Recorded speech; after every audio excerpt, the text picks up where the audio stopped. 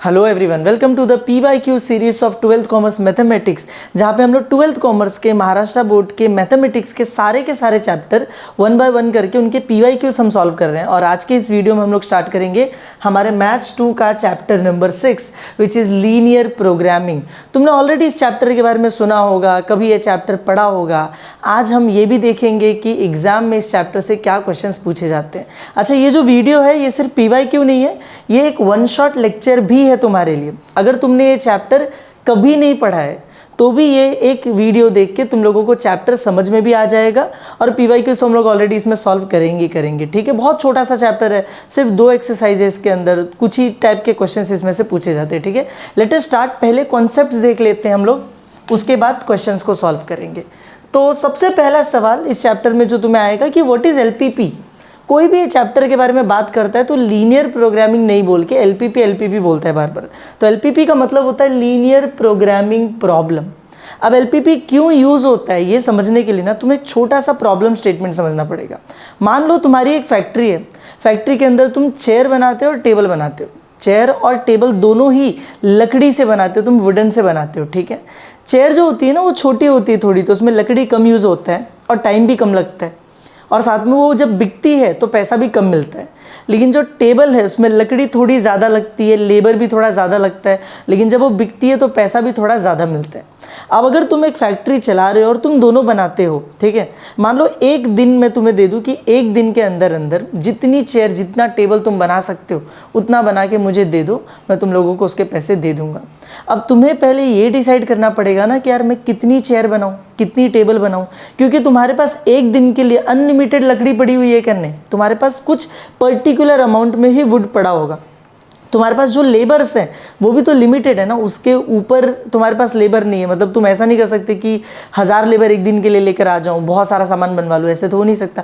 लकड़ी लिमिटेड है, labour limited है, तुम्हारे पास टाइम भी लिमिटेड है, एक दिन का टाइम मैंने तुम्हें दिया है। तो अब तुम्हें डिसाइड करना पड़ेगा कि कितनी टेबल बनानी चाहिए और कितने चेयर्स बनाने चाहिए ताकि तुम ज़्यादा से ज़्यादा प्रॉफिट उसमें से निकाल सको, ठीक है।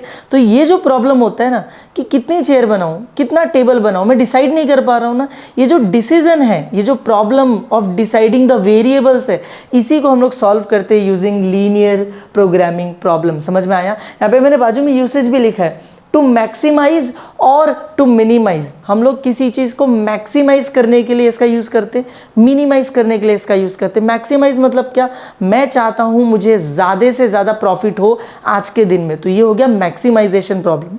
मैं बोलूँगा कि मुझे टेबल कुर्सी बेचनी तो है लेकिन कम से कम खर्चे में बेचनी है, कम से कम कॉस्ट में बेचना है, मिनिमाइज द कॉस्ट, ये मिनिमाइजेशन प्रॉब्लम हो गया। समझ में आया? दोनों ही सॉल्व होते हैं using linear programming problem LPP, ठीक है। अब LPP के 3 बहुत इंपॉर्टेंट पार्ट्स हैं जिनको मैंने यहाँ पे लिखा ऑर्गन्स। ऑर्गन्स मतलब क्या, वो उसके शरीर का हिस्सा है, इनके बिना LPP काम नहीं करता। कौन कौन से ऑर्गन्स हैं इसके? सबसे पहले decision variables, then constraints, then objective function. एक एक करके तीनों का मतलब समझते हैं। पहले देखो डिसीजन वेरिएबल्स मतलब क्या, व्हाट आर यू डिसाइडिंग, तुम डिसाइड क्या करना चाह रहे हो। जैसे थोड़े टाइम पहले मैंने बोला था ना, नंबर ऑफ चेयर्स और नंबर ऑफ टेबल डिसाइड करने में, कि कितना चेयर बनाऊं कितना टेबल बनाऊं, क्या डिसाइड करने की कोशिश कर रहा हूं। तो देखो यहाँ पे लिखा है number of chairs, number of tables. इनको जनरली X और Y से डिनोट किया जाता है, ठीक है। ये वेरिएबल्स है ना, इसलिए X Y Z से इनको डिनोट करते हैं, ठीक है। उसके बाद आता है कंस्ट्रेंट। कंस्ट्रेंट्स मतलब क्या, तुम्हारे क्या क्या लिमिटेशंस है। जैसे तुम्हारे केस में तुम्हारे पास लिमिटेड वुड पड़ा हुआ है, लकड़ी बहुत कम पड़ी हुई है, बहुत कम नहीं मतलब कितनी भी पड़ी है लेकिन लिमिटेड है ना, खत्म हो जाएगी एक टाइम के बाद। तुम्हारे पास लेबर लिमिटेड है, कुछ नंबर ऑफ लोग हैं, उन्हीं से तुम्हें काम करवाना है। तुम्हारे पास टाइम लिमिटेड है, मैंने यहाँ पे लिखा नहीं लेकिन लिमिटेड टाइम भी है तुम्हारे पास। तो जो लिमिटेशंस होती है ना, इनको हम लोग बोलते हैं कंस्ट्रेंट्स। और फिर होता है ऑब्जेक्टिव फंक्शन। ऑब्जेक्टिव फंक्शन क्या है, what are you trying to minimize और मैक्सिमाइज, किस चीज़ को तुम बढ़ाने की या फिर कम करने की कोशिश कर रहे हो। जैसे तुम हो सकता है तुम चाहते हो मैक्सिमाइज द प्रॉफिट, ज़्यादा से ज़्यादा प्रॉफिट निकालना चाहते हो सकता है you want to minimise the cost, कम से कम कॉस्ट में तुम अपना काम खत्म करना चाहते हो। तो जो भी तुम कोशिश कर रहे हो कॉस्ट प्रॉफिट को मिनिमाइज मैक्सिमाइज करने की, वो जो चीज़ है वो तुम्हारा ऑब्जेक्टिव फंक्शन है। प्रॉफिट को मैक्सिमाइज करना है, profit is your objective function. Cost को मिनिमाइज करना है तो cost is your objective function. इतना तुम्हें समझ में आया? ये तीनों बहुत इंपॉर्टेंट टर्म्स हैं। ताकि तुम आगे चल के कोई भी क्वेश्चन आए, जब मैं बोलूँ कि यार ये यहाँ पर ऑब्जेक्टिव फंक्शन दिया है, तो तुम्हें समझ में आए। एक बार वीडियो को पॉज करो, थोड़ा सा पढ़ो मैंने क्या लिखा है स्क्रीन पे, स्क्रीनशॉट ले लो चाहिए तो, उसके बाद हम लोग आगे बढ़ते हैं। ठीक है, चलो ठीक है, लेट अस मूव फॉरवर्ड। और ये भी बहुत बेसिक सी चीज़ है, 9th-10th में पढ़ाई जाती है, दोबारा पढ़ा रहा हूँ क्योंकि आगे कुछ क्वेश्चंस में इसका यूज़ पड़ेगा।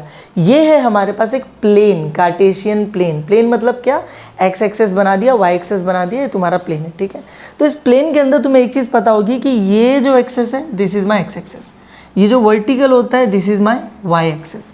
अच्छा, जो वैल्यूज़ लिखी जाती है वो कैसे लिखते हैं, ये बीच में ओरिजिन है, तो ओरिजिन पे हमेशा कौन सा नंबर आता है, 0।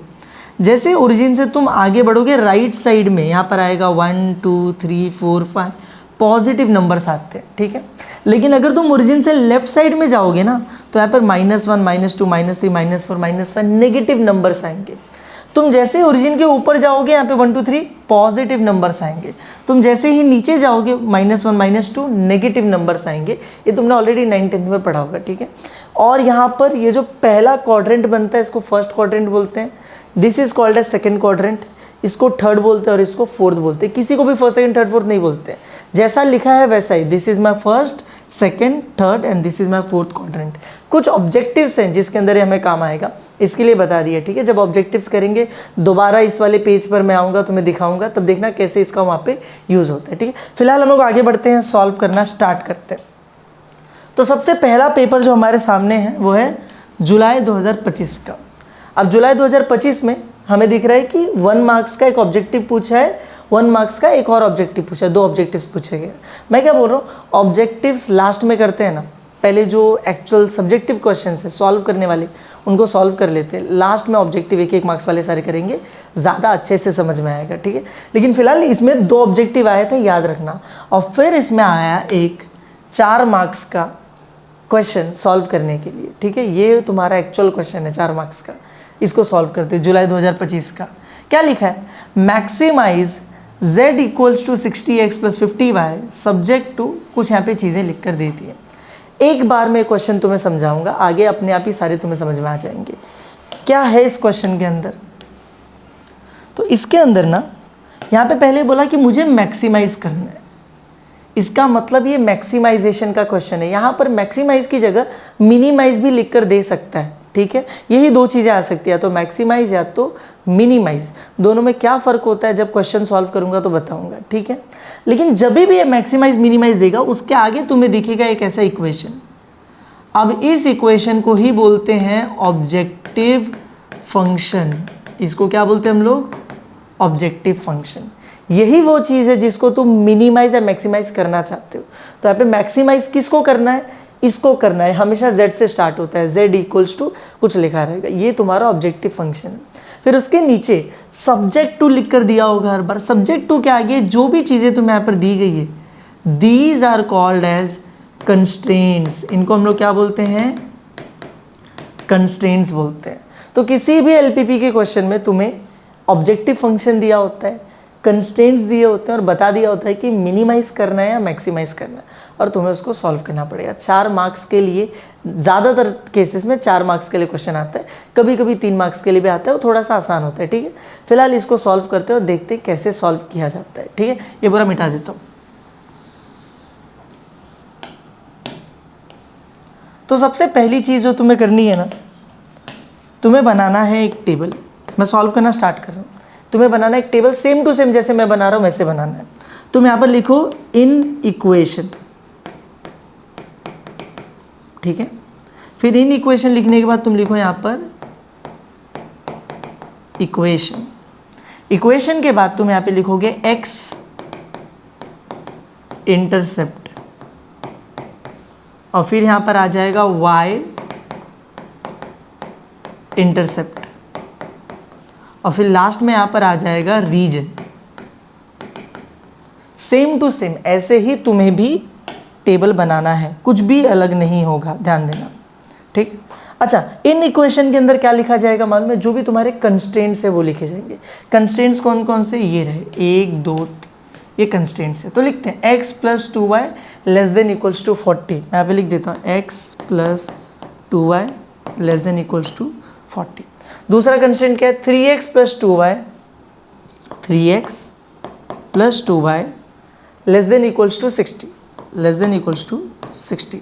लास्ट में दो और कंस्ट्रेंट दिए गए, देख रहे हो, x greater than equal to 0, y greater than equal to 0। ये हर क्वेश्चन में मिलते हैं और इनका हमें काम नहीं होता, ये तुम्हें लिखने की ज़रूरत नहीं है, ये सिर्फ दिया रहता है, इसका काम नहीं है, ठीक है। इसका कुछ काम होता है, तुम्हें बताऊंगा एकदम लास्ट में, तुम्हें सॉल्व करते टाइम ज़रूरत नहीं पड़ेगी। क्यों दिया है वो एकदम लास्ट में, जब ये वीडियो खत्म होने वाला होगा, ऑब्जेक्टिव करेंगे तब बता दूंगा। लेकिन फिलहाल ये दोनों दिया रहता है, तुम्हें लिखने की ज़रूरत नहीं है। ये दो जो भी इन इक्वेशन है तुमने यहाँ पे लिख लिया, ठीक है। अब इक्वेशन में क्या करो, ये जो बीच में सिंबल दिख रहा है less than equal to, less than equal to, यहाँ पे ग्रेटर देन इक्वल टू दिया होगा, कुछ भी दिया है उसको हटा दो, इक्वल टू लगा दो, तो ये हो जाएगा x plus 2y equals to 40। ये क्या हो जाएगा, 3x plus 2y equals to 60। कुछ भी है दिया हटा दो, इक्वल्स टू लगा दो, सिंपल। फिर हम लोग आते हैं x इंटरसेप्ट के ऊपर। x इंटरसेप्ट कैसे निकाला जाता है, नीचे इंस्ट्रक्शन लिख के दे देता हूँ। x इंटरसेप्ट निकालने के लिए put y equals to 0, y intercept निकालने के लिए पुट x इक्वल्स टू 0, ऐसे ही निकाला जाता है, ठीक है। तो x इंटरसेप्ट निकालने के लिए y को 0 पुट करना पड़ेगा। ये इक्वेशन दिया था x plus 2y equals to 40, y को 0 पुट करता हूँ, चलो तो x प्लस 2 y की जगह पे कितना आ जाएगा 0 इक्वल्स टू 40, x प्लस 2 0 सा तो 0 होता है ना, छोड़ दो गायब हो जाएगा वो, इक्वल्स टू 40। मुझे मिल गया x इक्वल्स टू 40, तो यहाँ पे मैं लिख दूंगा 40, समझा। y की वैल्यू 0 पुट करो, x की वैल्यू जो भी आ जाए वो यहाँ पर लिख दो। अब यहाँ पर आते हो, y इंटरसेप्ट कैसे निकालेंगे, x की जगह 0 पुट करके। तो सेम इक्वेशन मैं x की जगह 0 पुट करता हूँ, x की जगह 0, 2y इक्वल्स टू 40, 0 लिखने की ज़रूरत नहीं है ना, 2y इक्वल्स टू 40, 2 मल्टीप्लाई हो रहा है, वहाँ जाके क्या हो जाएगा डिवाइड, तो 40 डिवाइड बाई 2 कितना आ जाएगा, 20 आ जाएगा। तो यहाँ पर मुझे y की वैल्यू मिल गई 20, x को 0 पुट किया, y की वैल्यू निकाल के यहाँ पे लिख दिया 20, सिंपल था। सेम प्रोसीजर फॉलो करूँगा नीचे भी, देखो क्या है, पहले y इक्वल टू 0 पुट करना है।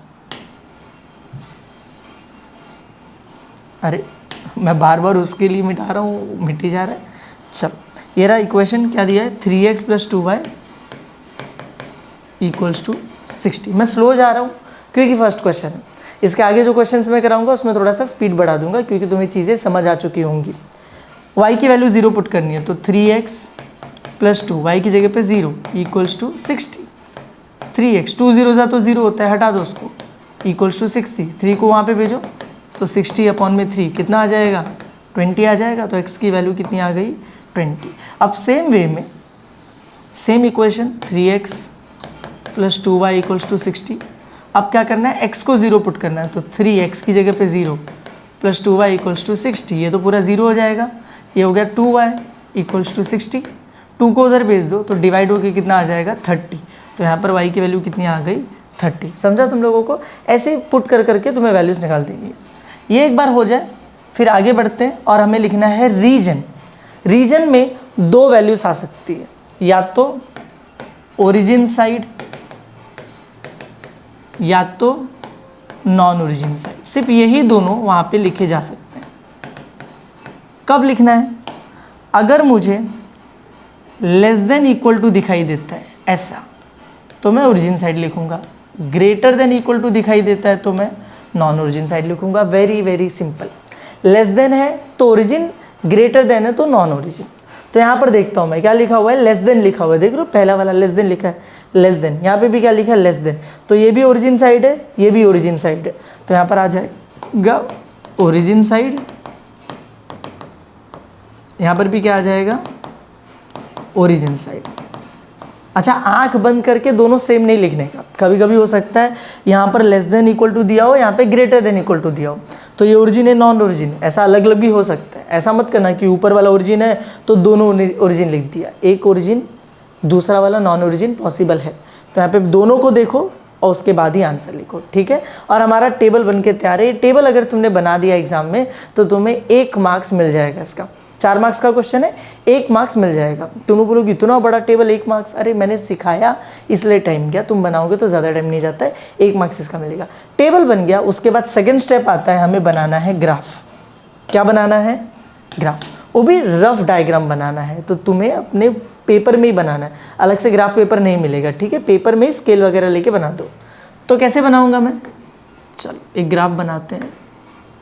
तो ये कौन सा एक्सेस हो गया, वाई एक्सेस, यहाँ पे ले लेता हूँ। ये कौन सा एक्सेस हो गया, ये हो गया मेरे लिए एक्स एक्सेस, ठीक है। मार्किंग कर दे थोड़ी सी, यहाँ पे 0। अच्छा यहाँ पे 1 2 3 4 लिखना है ना मुझे, कहाँ तक लिखूँ, 5 तक लिखूँ, 10 तक लिखूँ, कैसे समझ में आएगा। तो पीछे आओ, ये जो तुमने इंटरसेप्ट निकाले ना, इनको देखो, इनमें देखो वैल्यूज़ कैसी है, 20 20 30 40, मतलब हम लोगों को इतने नंबर की ज़रूरत वहाँ पे पड़ेगी ग्राफ में। तो 1 2 3 4 करके तो मैं 40 तक नहीं जा पाऊँगा। तो यहाँ पे जाने के लिए या तो हम लोग 5 का टेबल ले लें, 5 10 पहुँच जाएंगे, नहीं तो 10 का टेबल सबसे सिंपल, मैं 10 का टेबल ले लेता हूँ, ठीक है। तो मैं यहाँ पर आता हूँ, ये 0 दिया था, यहाँ पे क्या आ जाएगा 10 20 30 40, ठीक है। अच्छा तुम्हें ये पूरा बनाने की ज़रूरत नहीं है, पता है एक और चीज़, इसको मिटाओ, तुम्हें ऐसा भी बनाने की ज़रूरत नहीं है। तुम्हारा काम सिर्फ ये 2 में हो जाएगा, फर्स्ट क्वाड्रेंट के अंदर, ठीक है। ये एक्स एक्सेस और ये वाई एक्सेस, सिर्फ इतना ही बनाओ, एक्चुअली इतना ही बनाओ तुम लोग, ठीक है। ये 0 है, यहाँ पे क्या आ जाएगा 10 20 30 40 50, यहाँ पे ऊपर भी लिख देते हैं 10 20 30 40 और ये 50, बन गया मेरा ग्राफ। उसके बाद मैं लाइंस बनाऊंगा इसके अंदर। लाइंस कैसे बनेंगे, देखो यहाँ पे x इंटरसेप्ट है, ये y इंटरसेप्ट है। x इंटरसेप्ट मतलब x के ऊपर कौन सा पॉइंट लेना है, y इंटरसेप्ट मतलब y के ऊपर कौन सा पॉइंट लेना है। तो x के ऊपर एक पॉइंट लेंगे, y के ऊपर एक पॉइंट लेंगे, दोनों को जोड़ेंगे और लाइन बन जाएगी। तो जैसे पहला वाला इक्वेशन जो दिख रहा है, ये वाला इक्वेशन, यहाँ पे क्या है, x पे 40 y पे 20। तो मैं यहाँ पर आता हूँ, x पे 40 किधर दिख रहा है, x पे 40 बताओ, x पे 40 देखो ये रहा, ये एक पॉइंट मिल गया, y पे 20 ये रहा, ये मिल गया। इन दोनों को जैसे ही जोड़ूंगा मेरा पहला लाइन बन के तैयार हो जाएगा। तो मैं इन दोनों को अभी जोड़ देता हूँ फटाक से, हाँ ये देखो ये जुड़ गया। इसका कलर चेंज कर दें, इसको ब्लू कलर का कर देते हैं, ठीक है। ये जुड़ गया मेरा, ये मेरा पहला लाइन बन के तैयार है। समझा तुम लोगों को, सिंपल है। ऐसे पीछे चलेंगे, दूसरी वाली लाइन है, ये वाला ये किसका है, x पे 20 y पे 30, x पे 20 y पे 30। तो x पे 20 मतलब यहाँ पर, y पे 30 मतलब यहाँ पर, इन दोनों को जोड़ेंगे और हमारा काम हो जाएगा। x पे 20 y पे 30, ये रहा, थोड़ा सा टेढ़ा जा रहा है। तुम्हारे पास स्केल होगी तो तुम्हारा ऐसे टेढ़ा वेढ़ा नहीं जाएगा, पहली बार में करेक्ट बन जाएगा। हो गया, ये लो बन गई मेरे पास, मेरे दोनों लाइंस बन के तैयार हो गए। अच्छा जब लाइंस बनाना, एक और चीज़ करना ना, कि किस इक्वेशन की लाइन बना रहे हो, उस लाइन के बाजू में उसका इक्वेशन लिख देना। जैसे फर्स्ट वाले इक्वेशन का क्या था, x + 2y = 40।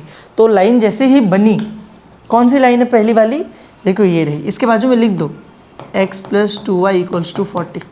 और जो दूसरी वाली लाइन थी वो क्या थी, 3x + 2y = 60। तो उसको लिख दो यहाँ पे 3x + 2y = 60, ताकि तुम्हें पता हो कि कौन सी लाइन किस इक्वेशन के लिए बनी थी। ठीक है, डन हो गया दोनों हमारा काम। एक बार ये बन जाए ना, उसके बाद हमें इस पूरे ग्राफ में किसी एक रीजन को शेड करना है, वही हमारा फिजिबल रीजन होगा।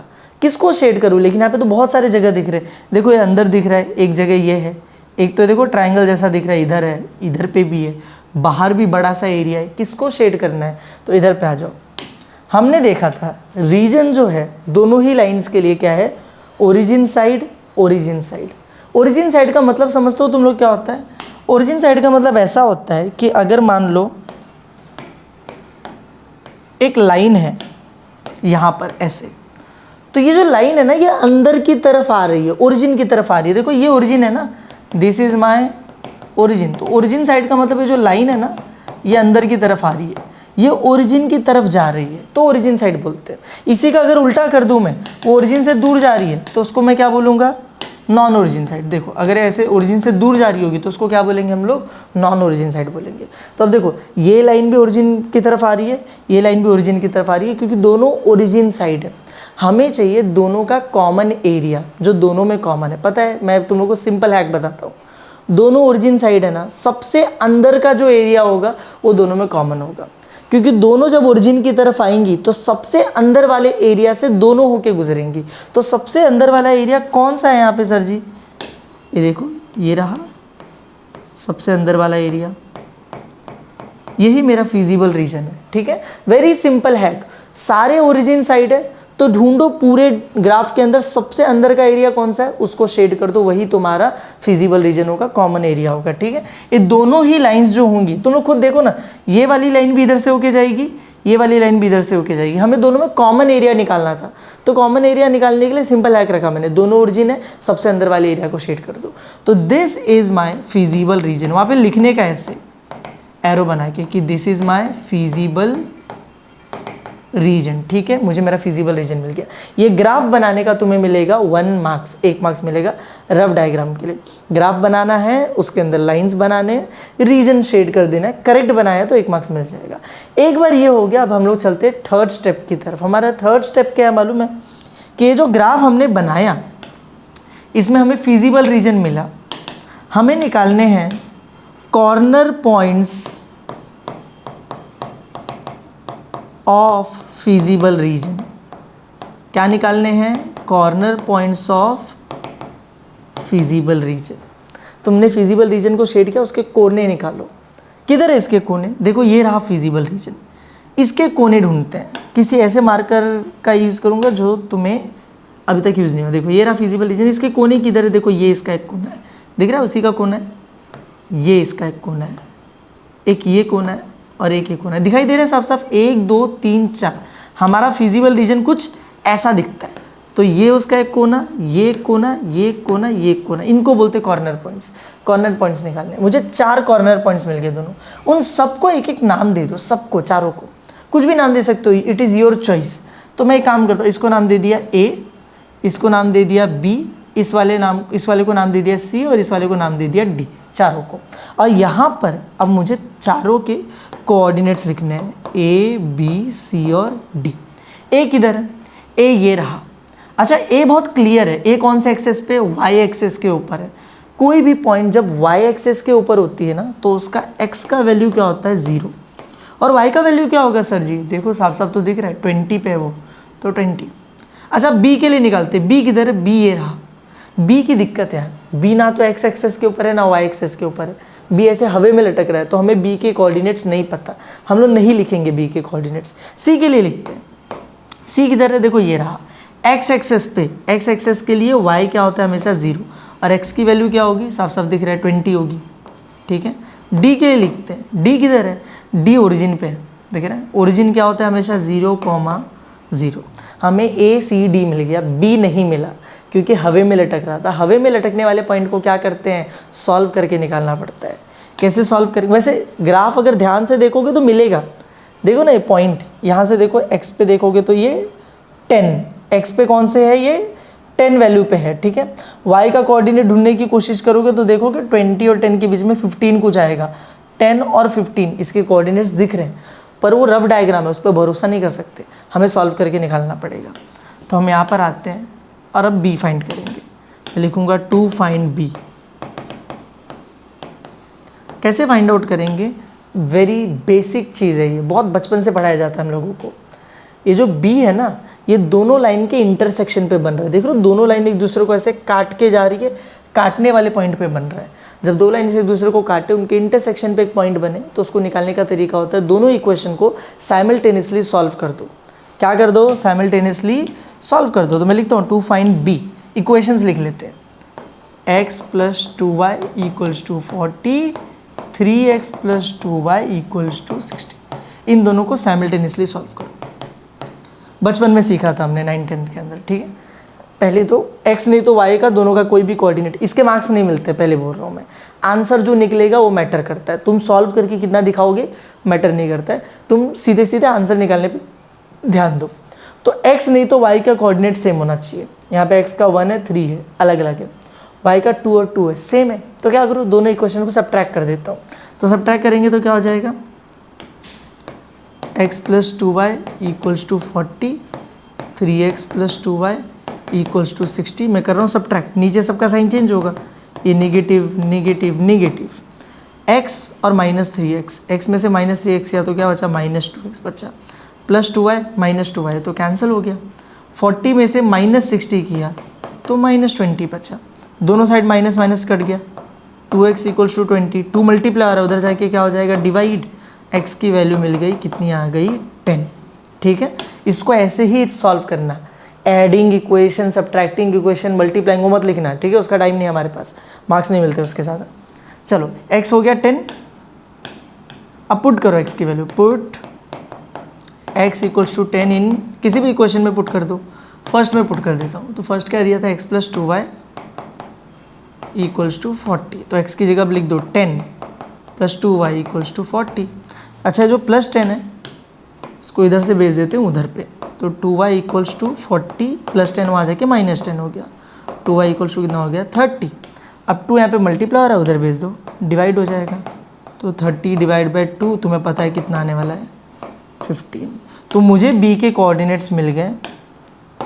b के कोऑर्डिनेट्स क्या है, मुझे देखो x की वैल्यू मिली 10, मुझे x की वैल्यू मिली 10, y की वैल्यू कितनी मिली, 15, और ये मेरे b के कोऑर्डिनेट्स है 10 और 15।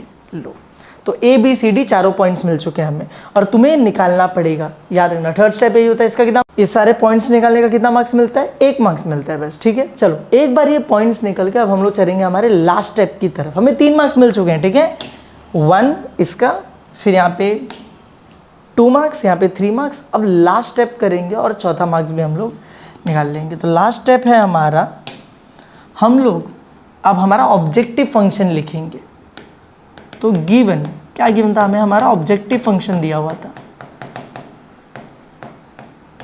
क्या दिया था ऑब्जेक्टिव फंक्शन, z = करके कुछ दिया हुआ था, देखो, तो यहाँ पे लिखा है z = 60x + 50y, तो मैं यहाँ पे लिखता हूँ z = 60x + 50y।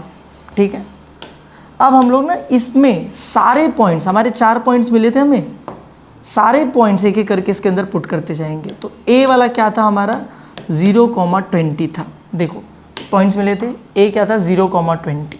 अब इसमें पुट कर दो, तो देखो z = 60, x की वैल्यू कितनी है a पे, 0, + 50, y की वैल्यू कितनी है a में, 20, 60 0 ज़ा 0, 15 × 20 कितना हो जाएगा, 5 2 ज़ा 10, 0 0, 1000 मिल गया। अब ऐसे ही b के लिए निकालते हैं। b अभी हमने निकाला था पीछे, नीचे आया था अपना आंसर, कितना आया था, 10 और 15 आया था। अच्छा, तुम्हें याद है जब मैंने ग्राफ से निकाला था तो भी 10 और 15 ही आया था, पर हम डाउटफुल थे ना, 10 और 15, चलो 10 और 15 पुट करते हैं यहाँ पर, 10, 15, तो z = कितना हो जाएगा, 60, x की वैल्यू 10, 50, y की वैल्यू कितनी है, 15 है। ठीक है, 60 × 10 कितना हो जाएगा, 600, प्लस 5 × 15 कितना होता है, देखो 15 5 ज़ा 5, 5 ज़ा 25, 5 1 ज़ा 5, 6 7 75, और आगे 0 है तो 0 लगा दो, 750, दोनों को ऐड करो तो 1200, 1350, 1350 आ गया। अब सी और डी के लिए भी निकाल लेते हैं। क्या दिया है C D, 20,0, 0,0, this is 20,0, this is 0,0। यहाँ पे निकालते हैं, z = 60, x की जगह 20 + 50, y की जगह 0, तो हो जाएगा 1200, ये तो 0 है, जाने दो उसको। यहाँ पर z = 60, x की जगह 0 + 50, y की जगह भी 0, विच इज़ 0 + 0 मतलब 0। ठीक है, तो मुझे सारे आंसर फाइनली मिल चुके हैं। और तुम्हें अब मैं बहुत इंपॉर्टेंट पॉइंट बताना चाहता हूँ कि चाहे मिनिमाइज़ का क्वेश्चन हो, चाहे मैक्सिमाइज़ का क्वेश्चन हो, यहाँ तक सारे के सारे स्टेप सेम होते हैं, यहाँ तक सब कुछ सेम होगा। तो बदलेगा क्या, सिर्फ और सिर्फ आंसर बदलेगा। अब ये मैक्सिमाइज़ का क्वेश्चन था, मैक्सिमाइज़ मतलब मुझे बड़ा आंसर चाहिए, तो मैं देखूंगा z की वैल्यू सबसे बड़ी किधर मिली, मुझे इधर पे मिली 1350, which was at point b। तो मैं लिखूंगा z इज मैक्सिमम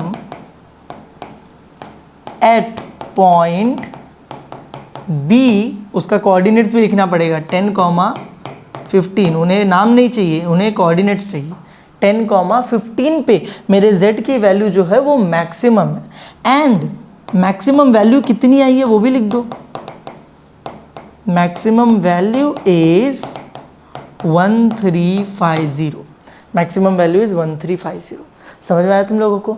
और बस क्वेश्चन खत्म, इतना ही था। अगर ये मिनिमाइज का क्वेश्चन होता तो सिर्फ ये एक लाइन आंसर बदलता। मैं लिखता z is minimum at point, कौन से पॉइंट पे? d पे मिनिमम है, सबसे छोटी वैल्यू इधर d 0,0 and the minimum value is 0। सबसे छोटा वैल्यू लिखता मिनिमम के लिए, सबसे बड़ा लिखा मैक्सिमम के लिए, बाकी सब कुछ सेम है। ठीक है, 4 स्टेप्स और 4 मार्क्स। Very simple question. तो मैं लग रहा होगा बहुत बड़ा है, मैं सिर्फ सिखा रहा हूँ इसलिए बड़ा लग रहा है, जब करोगे it is a very very very simple question. ठीक है, आगे बढ़े, चलो आगे चलते हैं। तो फरवरी 2025 में आ गए हम लोग, जुलाई का पेपर गया, अब फैब 2025 का क्वेश्चन है, 3 मार्क्स के लिए पूछा गया है। क्या क्वेश्चन दिया हुआ है हम लोगों को यहाँ पर? कुछ तो लिख कर दिया, देखते हैं एक बार। लिखा है a company makes concrete bricks blah blah blah blah, सब छोड़ो, मैं तुम लोग को पहले लास्ट में दिखाता हूँ। यहाँ देखो क्या लिखा है, formulate the LPP, this is very important. ये क्वेश्चन ग्राफ बनाने के लिए नहीं है, ये क्वेश्चन बोलता है कि फॉर्मुलेट द LPP, तुम्हें LPP को फॉर्मुलेट करना है। फॉर्मुलेट करने का मतलब समझते हो क्या होता है? सिर्फ मुझे इक्वेशंस बनाने हैं और छोड़ देने, कुछ भी और नहीं करना है, इक्वेशंस बना के छोड़ना है। ठीक है, कैसे किया जाता है? बहुत सिंपल है, मैं बताता हूँ। देखो, तुम्हें मैंने बोले थे ना LPP के 3 मेन ऑर्गन्स होते हैं, उन तीनों ऑर्गन्स की बात करते हैं। सबसे पहला ऑर्गन क्या था? डिसीजन वेरिएबल्स, कि किस चीज़ की वैल्यू निकालने की कोशिश कर रहे हो, क्या डिसाइड करने की कोशिश कर रहे हो। तो इस क्वेश्चन को जरा हम लोग रीड करते हैं। लिखा है a company makes concrete bricks, एक कंपनी कॉन्क्रीट के ब्रिक्स बनाती है, मतलब पत्थर बनाती है। ठीक है, made up of cement and sand. अच्छा, वो जो पत्थर है वो हम लोग किससे बनाते हैं? Using cement and sand, cement का यूज़ करते हैं और सैंड का यूज़ करते हैं, मतलब सीमेंट और रेत का यूज़ करके बनाते हैं। ठीक है, the weight of a concrete brick has to be at least 5 kg, जो एक कॉन्क्रीट ब्रिक है कम से कम 5 किलो का बनना चाहिए। ठीक है,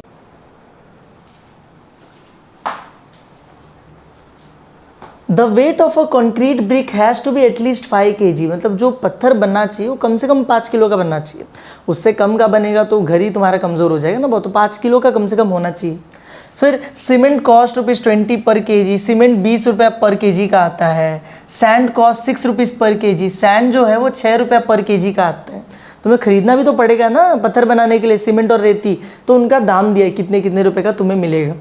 strength consideration dictate that a concrete brick should contain blah blah, कुछ तो दिया है, बहुत बड़ा क्वेश्चन है। इसमें मुझे एक चीज़ समझ में आ गई, पत्थर बनाना है, कंक्रीट का ब्रिक बनाना, और ब्रिक बनाने के लिए 2 मेन चीज़ें हैं, सीमेंट और सैंड। हमें ये दोनों ही डिसाइड करने हैं, यही हमारा डिसीजन वेरिएबल है कि कितना सीमेंट मैं डालूंगा, कितना सैंड में डालूंगा, कितना सीमेंट और सैंड में खरीदूंगा। This is my decision variable, समझे? तो मैं यहाँ पे लिखता हूँ लेट वेट। अच्छा, वेट क्यों लिख रहा हूँ?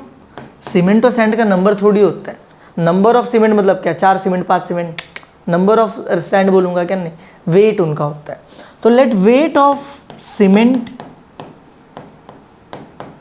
बी x kg, हाँ, and of sand be y kg। मैंने मान लिया कि जो सीमेंट का वेट है वो x kg है और सैंड का जो वेट है वो y kg है। x और y मेरे जो भी डिसीजन वेरिएबल्स हैं उनको मैं मानूंगा x और y। ठीक है, पहला स्टेप खत्म हो गया, डिसीजन वेरिएबल्स हमने लिख दिए। सेकेंड स्टेप आता है कंस्ट्रेंट्स लिखना है। क्या लिखना है हमें? कंस्ट्रेंट्स। तो अब मैं यहाँ पे लिखता हूँ कंस्ट्रेंट्स यानी लिमिटेशन। मैंने तुम्हें बताया था कंस्ट्रेंट मतलब लिमिटेशन। तो देखो ऊपर लिमिटेशन दिया गया, पहला लिमिटेशन दिया था कि the weight of a concrete brick has to be at least 5 kg, एक पत्थर एटलीस्ट 5 kg का होना चाहिए, कम से कम 5 किलो का होना चाहिए।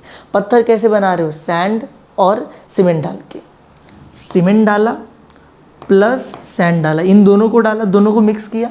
मिक्स करने के बाद जो वजन आएगा कम से कम 5 किलो होना चाहिए। कम से कम 5 किलो मतलब क्या कि 5 किलो चलेगा, 5 किलो से ज़्यादा चलेगा, उससे कम नहीं चलेगा। इसका मतलब ग्रेटर देन इक्वल टू 5। ठीक है, मैं तो यहाँ पे लिख कर दे देता हूँ एटलीस्ट मतलब हिंदी में क्या बोलेंगे, कम से कम। और इसको दिखाने के लिए कभी भी हम लोग इस सिंबल का यूज़ करते हैं, ग्रेटर देन इक्वल टू, क्योंकि कम से कम का मतलब होता है कम से कम उतना रखो, उससे ज़्यादा चलेगा, उससे कम नहीं चलेगा। तो इसीलिए ग्रेटर देन इक्वल टू, या तो 5 किलो का पत्थर बने या तो 5 किलो से ज़्यादा बने। और कैसे बना रहे हैं, दोनों डाल के, रेती और सीमेंट दोनों डाल के, ठीक है, समझे, इजी था। दूसरा जो कंस्ट्रेंट दिया हुआ, क्या दिया हुआ है यहाँ पर देखो, सीमेंट कॉस्ट ₹20 पर, नहीं ये कंस्ट्रेंट नहीं है तो उनका दाम दिया था। यहाँ पर देखो, strength consideration dictate that a concrete brick should contain minimum 4 kg of cement. देखो बताया जा रहा है कि कम से कम, मिनिमम मतलब कम से कम 4 किलो सीमेंट हमें डालना पड़ेगा। तो सीमेंट को हमने किससे डिनोट किया था, एक्स से। तो एक्स जो है वो कम से कम 4 होगा, 4 चलेगा, 4 से ज़्यादा चलेगा, उससे कम नहीं चलेगा। ग्रेटर देन इक्वल टू 4, कम से कम 4 मतलब 4 या 4 से ज़्यादा, ठीक है। फिर मुझे बोलते हैं and not more than 2 kg of cement. Not more than मतलब क्या, लेस देन। मोर देन मतलब मोर देन होता है, नॉट मोर देन मतलब लेस देन। तो सीधे लिख के दे दिया less than 2 kg of sand. जो सैंड है, वाई है, वो लेस देन कितना होना चाहिए, 2 kg, 2 किलो या 2 किलो से कम होना चाहिए। 4 किलो से ज़्यादा का सीमेंट, 2 किलो से कम का सैंड यूज़ होगा, दोनों को मिला के 5 किलो से ज़्यादा होना चाहिए। 3 कंस्ट्रेंट हमें दिए थे, हमने लिख दिए, ठीक है। एक बार कंस्ट्रेंट्स लिख दिए तुमने, फिर लास्ट में तुम्हें लिखना होता है ऑब्जेक्टिव फंक्शन, ठीक है। मैंने बोला था ना 3 ही उसके ऑर्गन्स होते हैं, तीनों ऑर्गन्स को लिखो। ऑब्जेक्टिव फंक्शन फिर क्या है सर जी, कि तुम किस चीज़ को मिनिमाइज या किस चीज़ को मैक्सिमाइज करने की कोशिश कर रहे हो। तो यहाँ पे देखो लिखा है लास्ट में, for the cost to be minimum, तुम कॉस्ट को मिनिमाइज करने की कोशिश कर रहे हो। तो मैं लिखूंगा ऑब्जेक्टिव फंक्शन मेरे लिए क्या है, कॉस्ट है। तो कॉस्ट को z मान लेता हूँ, लेट कॉस्ट बी z। मैंने कॉस्ट को क्या मान लिया, z।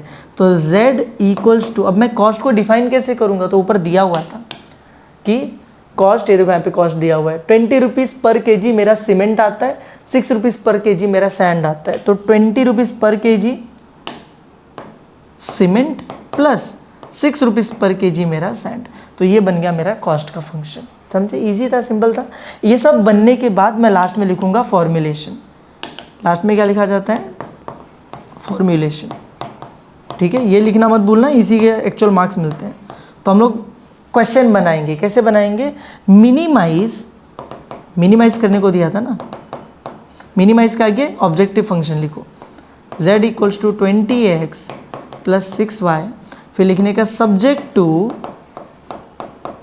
और सब्जेक्ट टू के आगे कंस्ट्रेंट्स लिखने का। तो कंस्ट्रेंट्स क्या है, x plus Y greater than equal to 5, दूसरा क्या है x greater than equal to 4, तीसरा क्या है y less than equals to 2, और लास्ट में 2 अपनी तरफ से हर बार लिख देने का, x greater than equal to 0, y greater than equal to 0। खत्म हो गया, फॉर्मुलेशन खत्म। इतना ही था। देखने में हार्ड लग रहा होगा, एक बार तुम लोग 2 बार 3 बार देखोगे ना ये वीडियो को, एक सॉल्व करोगे ना, तुम्हें चिंदी लगने लगेगा एकदम, ठीक है। 3 मार्क्स के लिए इतना सा क्वेश्चन था। आगे बढ़े, आगे देखो, आगे हमें क्या दिया है, फिर से ग्राफ बनाने को दिया है। और तुम्हें एक चीज़ बताता हूँ, ये जो क्वेश्चन है ना, ये क्वेश्चन कभी कभी एग्ज़ाम में आता है, बहुत रेयरली। अभी तक सिर्फ 2 बार एग्ज़ाम में पिछले 5 साल में ऐसा क्वेश्चन पूछा गया फॉर्मुलेट करने का, वरना ग्राफ बनाने ही आता है। देखो क्या है ये, 3 मार्क्स के लिए हमें सॉल्व करने को दिया ग्राफ बनाने को। तो क्या बोला है यहाँ पर, मैक्सिमाइज करने बोला है और कुछ चीज़ें दी है। चलो फटाफट से बनाते, पहले टेबल बनाना पड़ेगा, बनाते। टेबल में क्या लिखने का, इन इक्वेशन, ये हम लोग कौन सा फरवरी वाला पेपर सॉल्व कर रहे हैं, याद रखना, ठीक है। इन इक्वेशन के बाद क्या, इक्वेशन फरवरी 2025, फिर यहाँ पर क्या आएगा, x इंटरसेप्ट, फिर क्या आ जाएगा, y इंटरसेप्ट, फिर क्या आएगा, रीजन। चलो इन इक्वेशंस क्या क्या है हमारे पास, ये रहा, ये रहा, ये 2 इन इक्वेशंस है। 3x plus 2y less than equals to 12, फिर क्या x plus Y greater than equals to 4, ठीक है। अब इक्वेशन जब लिखूंगा तो इनकी जगह इक्वल टू लगा दूंगा, तो 3x plus 2y equals to 12, यहाँ पर x plus Y equals to 4, ठीक है। x इंटरसेप्ट निकालने के लिए बताया था ना, क्या किया जाता है, पुट y इक्वल्स टू 0, और y इंटरसेप्ट निकालने के लिए क्या किया जाता है, पुट x इक्वल्स टू 0। तो चलो पहले y 0 पुट करते हैं। तो यहाँ पर 3x plus 2y equals to 12, 3x plus 2y की जगह पे 0 पुट किया इक्वल्स टू 12, ये तो पूरा 0 हो जाएगा। 3 को वहाँ पे भेजूंगा तो डिवाइड हो जाएगा, आंसर कितना आ जाएगा 4। समझे? ठीक है। फिर x को 0 पुट करते हैं। चलो x को 0 पुट करूँगा तो यहाँ पे x 0 हो जाएगा, 2y इक्वल्स टू 12, ये तो पूरा गायब हो जाएगा। तो 2y इक्वल्स टू 12, 2 वहाँ पे जाके डिवाइड होगा तो कितना आंसर आ जाएगा, 6 आ जाएगा। सिंपल था। अब ऐसे दूसरा वाला करते हैं। x plus Y equals to 4 दिया है, पहले y 0 पुट करूँगा तो x प्लस वाई की जगह 0 इक्वल्स टू 4, 0 तो गायब हो जाएगा, x इक्वल्स टू 4, तो x की वैल्यू 4 आ गई। अब यहाँ पे y को 0 पुट x को 0 पुट करना है, तो x plus Y equals to 4, x की जगह 0 रखो तो क्या मिला, y इक्वल्स टू 4, तो यहाँ पे कितना आ जाएगा, 4 आ जाएगा। सिंपल है एकदम। ठीक है, मैंने सिखा दिया था तुम लोगों को। रीजन कैसे लिखते हैं, लेस देन इक्वल टू रहा तो origin side, greater than equal to रहा तो नॉन ओरिजिन साइड। ठीक है, तो यहाँ पर देखो पहले वाले में लेस देन दिया है मतलब ओरिजिन, दूसरे वाले में ग्रेटर दिया है तो नॉन ओरिजिन। पहला ओरिजिन है ओरिजिन साइड, दूसरा इज नॉन ओरिजिन साइड। लो तुम्हें 1 मार्क्स मिल गया। क्या चाहिए तुम्हें, और 1 मार्क्स मिल गया यहाँ पे। अब आगे बढ़ते हैं और ग्राफ बनाते हैं। तो ग्राफ बनाने के लिए पहले एक्सेस ड्रॉ कर लेता हूँ मैं सारे। This is my Y axis, this is my X axis. ठीक है, मार्किंग करनी है अभी। नंबरिंग, तो नंबरिंग कैसे करेंगे, पहले चेक करेंगे किन नंबर्स की ज़रूरत है। 4 4 4 6, मतलब मुझे 1 2 3 4 भी काम आ जाएगा। तो मैं यहाँ पर 1 2 3 4 लिख लेता हूँ। This is 0 1 2 3 4 5 6 7। ठीक है, यहाँ पर 1 2 3 4 5 6 बहुत है। ठीक है, अब हम लोगों को लाइंस बनाने हैं। कौन कौन सा लाइन दिया था वहाँ पे, सबसे पहला लाइन दिया था x इंटरसेप्ट 4 y इंटरसेप्ट 6, मतलब x पे 4 पे मार्क करो, y पे 6 पे। x पे 4 किधर है, ये रहा, y पे 6 ये रहा। इन दोनों को जोड़ो, तुम्हारा पहला लाइन बन के तैयार है।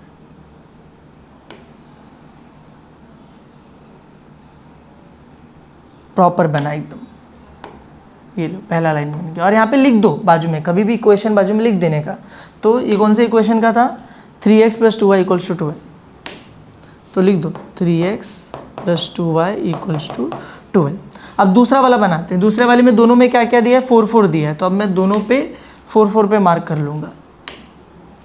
तो x पे 4 और y पे भी इस बार 4, तो इन दोनों को जोड़ के एक लाइन बन जाएगी। चलो यहाँ से थोड़ा गलत हो गया तो इसको थोड़ा ठीक करते हैं। ठीक है, इसको भी ठीक करते हैं, अभी सही दिख रहा है। तो ये बन गया मेरा x plus Y equals to 4 वाला लाइन। दोनों लाइंस बन के रेडी है।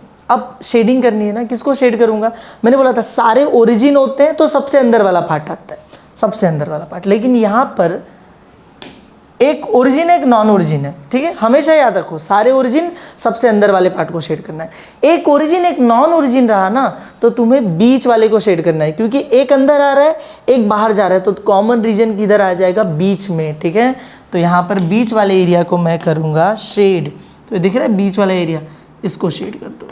ये हमारा शेडिंग वाला पार्ट है। इजी, खत्म, 1 मार्क्स मिल गया हम लोगों को। और अब कॉर्नर पॉइंट्स लिखने हैं।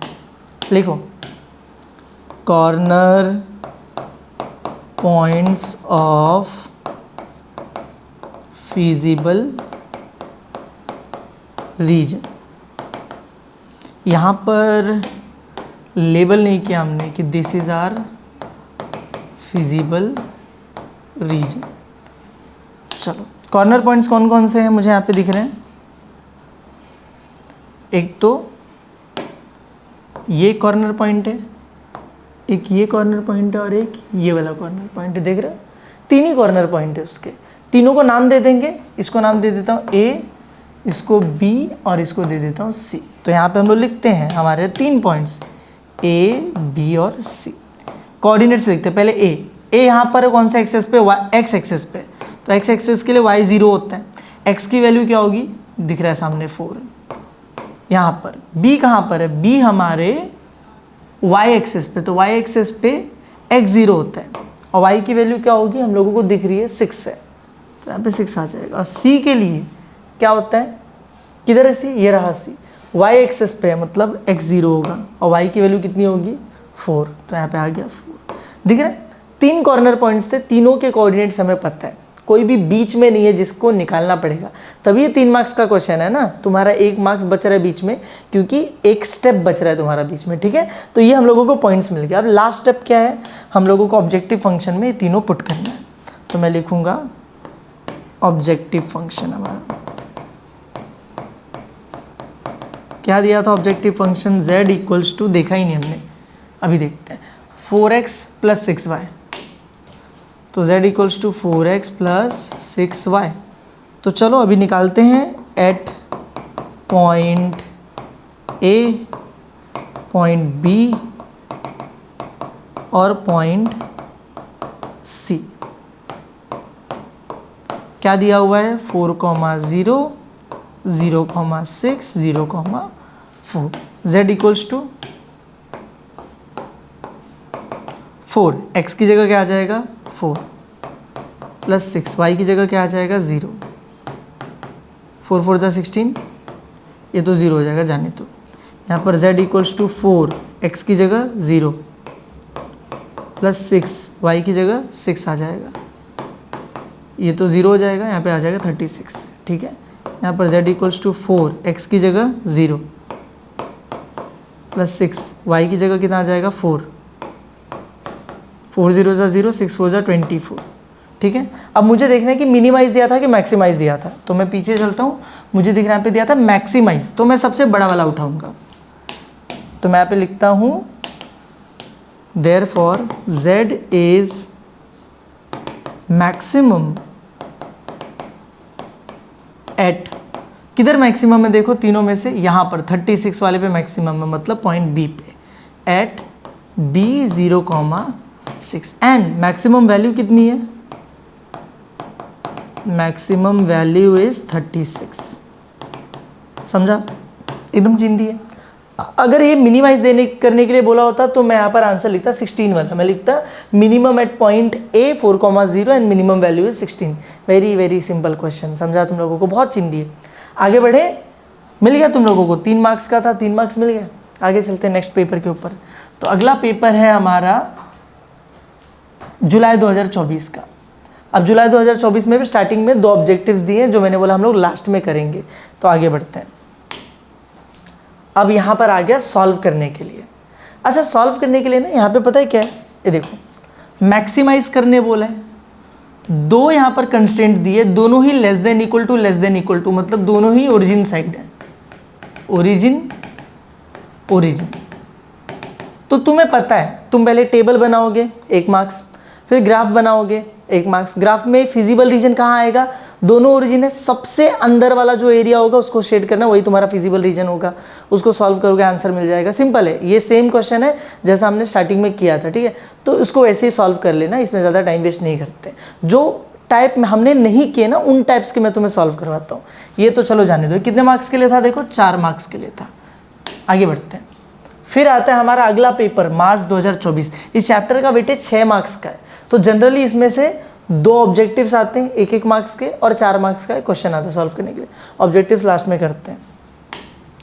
ये रहा क्वेश्चन, अब ये हम लोग सॉल्व करेंगे, ठीक है। ऐसा हमने सॉल्व नहीं किया, देख रहे हो यहाँ पर greater than, equal to, greater than, सब ग्रेटर देन है, हमने ऐसा नहीं किया अभी तक सॉल्व। इसको करते हैं सॉल्व।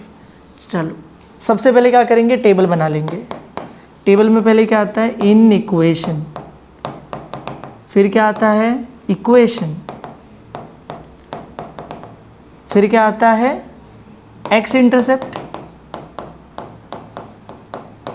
और फिर क्या आ जाएगा, Y intercept, and then region. अच्छा, एक्स इंटरसेप्ट कैसे निकलेगा, पुट y इक्वल्स टू 0 करके, और वाई इंटरसेप्ट कैसे निकलेगा, पुट x इक्वल्स टू 0 करके। चलो लिखते हैं क्या क्या इन इक्वेशन दिया हम लोगों को, x plus 2y greater than equals to 3, दूसरा है x प्लस 4y और देखो ना यहाँ पे तीन तीन इक्वेशन दिया हुआ है, ग्रेटर देन इक्वल्स टू 4 और 3x plus Y greater than equals to 3। चलो सबसे पहले इक्वेशन में ये इक्वल टू करके लिख देंगे, तो x प्लस 2y, अरे यार ब्लैक यूज़ करना, x plus 2y equals to 3, x plus 4y equals to 4, 3x plus Y equals to 3। ठीक है, अब y की वैल्यू 0 पुट करनी है मुझे x इंटरसेप्ट के लिए, तो यहाँ पे y 0 अगर पुट करता हूँ मैं तो 2 0 सा 0 हो जाएगा, x की वैल्यू 3 आ जाएगी। ठीक है, यहाँ पर x 0 पुट करूँगा, तो जब मैं यहाँ पर x को 0 पुट करूँगा ना, बचेगा 2y equals to 3, 2y equals to 3, 2 को उधर भेजूँगा तो क्या हो जाएगा 3/2, कैंसल आउट करूँगा कितना आएगा 1.5, y की वैल्यू कितनी आ रही है 1.5। याद रखना पॉइंट में भी आंसर आता है, उसको बहुत बड़ा इशू मत बनाना कि पॉइंट में आ गया गलत कर रहे हैं, नहीं आता है पॉइंट में। फिर यहाँ पर फिर से यहाँ पर y की वैल्यू 0 पुट करो, तो यहाँ पे y अगर 0 पुट करता हूँ मैं यहाँ पे, तो 4 0 सा 0 हो जाएगा, x इक्वल्स टू 4 बचेगा। ठीक है, फिर यहाँ पर x 0 पुट करना है, x को जब 0 पुट करोगे आएगा 4y इक्वल्स टू 4, फिर 4 वहाँ पे भेज के y की वैल्यू आ जाएगी 1। ऐसे यहाँ पर देखो y इक्वल्स टू 0 पुट करना, y को जब 0 पुट करोगे 3x equals to 3, x equals to 1 आ जाएगा। फिर x की वैल्यू 0 पुट करनी है, x को जब 0 पुट करूँगा 3 0 सा 0 हो जाएगा, y की वैल्यू 3 बचेगी। ठीक है, इस बार मैंने फटाफट क्यों सॉल्व किया, क्योंकि हमने ऑलरेडी इस चीज़ में बहुत टाइम दिया है, ये तुम खुद से आराम से कर सकते हो, नहीं समझा तो खुद से करके देख सकते हो। ठीक है, चलो अब रीजन लिखते हैं। ग्रेटर ग्रेटर ग्रेटर मतलब सब नॉन ओरिजिन साइड है, ये भी नॉन ओरिजिन साइड,